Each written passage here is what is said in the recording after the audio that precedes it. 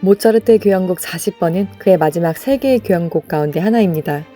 교향곡 39, 40, 41번은 1788년 여름, 단 2달 남짓한 기간 동안 연이어 작곡되었죠.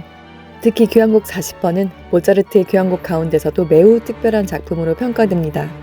왜냐하면 대부분의 모차르트 교향곡이 밝은 장조 분위기를 가지고 있는 것과 달리 이 작품은 G 단조라는 어두운 조성을 사용하고 있고 음악 전체에 강한 긴장과 불안, 그리고 깊은 감정까지 담겨있기 때문이죠. 이 곡이 쓰이던 시기에 모차르트는 개인적으로 쉽지 않은 상황에 있었습니다. 그는 빈에서 활동하며 오페라와 연주회로 명성을 쌓고 있었지만 경제적으로는 여전히 불안정한 상태였습니다. 또한 당시 빈 음악계 취향이 점점 변하면서 그 연주회가 이전만큼 큰 성공을 거두지 못했던 시기였죠. 이런 상황 속에서 그는 놀라울 정도로 집중된 창작력을 보여주며 마지막 교향곡들을 완성합니다. 특히 교향곡 40번에서는 이전보다 훨씬 내면적인 음악 세계가 펼쳐집니다. 흥미로운 점은 이 교향곡의 초연 기록이 분명하게 남아있지 않다는 것인데요. 그래서 일부 음악학자들은 이 작품이 실제로 모차르트 생전에 연주되었는지에 대해 의문을 품기도 합니다. 다만 한 가지 분명한 사실은 모차르트가 이 작품을 나중에 클라리넷을 추가한 개정판으로 다시 편곡했다는 점입니다. 이는 이 교향곡이 실제 연주를 염두에 두고 수용되었을 가능성을 보여주는 중요한 단서죠.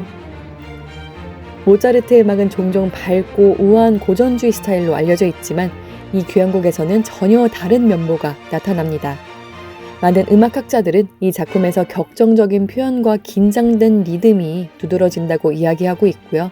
이를 통해 모차르트가 단순히 우아한 음악만 할 줄 아는 음악가가 아니라 매우 깊은 감정을 표현할 수 있는 작곡가였다는 점을 강조합니다. 실제로 이 교향곡은 훗날 낭만주의 작곡가들에게도 큰 영향을 주었고 특히 베토벤 같은 작곡가들이 보여주는 강렬한 교향곡 표현의 전조처럼 들리기도 합니다. 이제 각 악장을 살펴볼까요? 1악장은 몰토 알레그로, 매우 유명한 현악기의 빠른 선율로 시작합니다.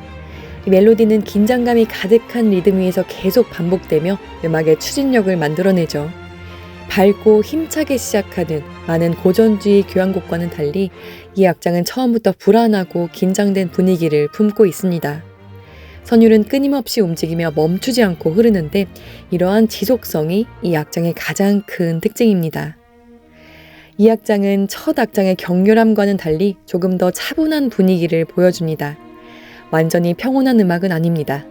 부드러운 선율 속에서도 어딘가 불안한 화성과 리듬이 숨어 있으며 밝음과 어둠이 동시에 존재하는 듯한 미묘한 감정이 드러나죠. 모차르트 특유의 섬세한 오케스트레이션이 잘 드러나는 악장이기도 합니다. 3악장은 고전주의 교향곡에서 흔히 등장하는 미뉴에트지만 이 곡에서는 매우 강하고 무거운 성격을 갖고 있습니다. 일반적인 궁정 춤곡과는 달리 리듬이 거칠고 힘차게 움직이며 중간의 트리오 부분에서는 목관악기가 조금 더 부드러운 분위기를 자아내며 잠시 긴장을 풀어줍니다. 마지막 악장은 매우 빠르고 격렬한 피날레 악장입니다. 첫 악장에서 시작된 긴장감이 이 악장에서 다시 강하게 폭발하는데요. 빠르게 반복되는 리듬과 강한 에너지가 이어지며 음악은 마지막까지 멈추지 않고 달려갑니다. 밝은 승리로 끝나는 많은 고전주의 교향곡과는 달리 이 작품은 마지막까지도 어두운 G 단조의 긴장감을 유지하며 마무리됩니다. 모차르트의 교향곡 40번은 고전주의 음악의 균형과 아름다움을 유지하면서도 그 안에 매우 깊은 감정과 긴장감을 담아낸 작품입니다. 밝고 우아한 모차르트의 이미지 뒤에 숨겨져 있던 불안과 열정이 이 교향곡에서 강하게 드러나죠. 그래서 이 작품을 들을 때는 단순히 아름다운 선율을 따라가기보다는 처음부터 끝까지 이어지는 긴장감과 에너지의 흐름을 느끼며 들어보시면 좋겠습니다.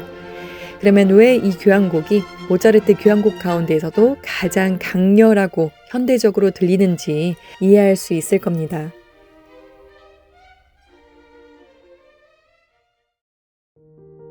평소 궁금했던 곡들이 있나요? 댓글로 달아주세요. 함께 살펴볼게요.